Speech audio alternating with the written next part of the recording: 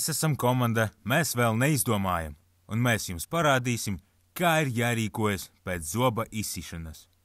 Pirmkārt, zobs no zemes ir jāpaceļ aiz tā kroņa, jo paņemot to savādāk, var tikt bojāta zoba sakne, kas neļaus to veiksmīgi ievietot atpakaļ tā ligzdiņā, kas atrodas vienā no žokļiem.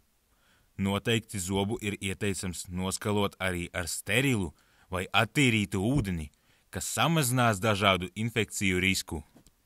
Otrkārt, zobu var ievietot cietušā mutē, lai tas neizkalst, un to var ievietot atpakaļ tā ligzdiņā, kā arī siekalās esošās vielas neļaus izsistā zoba saknē izveidoties kādām infekcijām. Treškārt, zobu var ievietot arī pienā, lai tāpat kā siekalās, tas neizkalst. Bet tā ievietošana pienā var radīt arī riskus, jo pienā ir mikroorganismi, kas var izraisīt infekciju. Ceturtkārt, varbūt dažiem kā mūsu varonim šis bija pēdējais piena zobs, un tas var radīt tikai prieku, jo beidzot no tā ir izdevies atbrīvoties.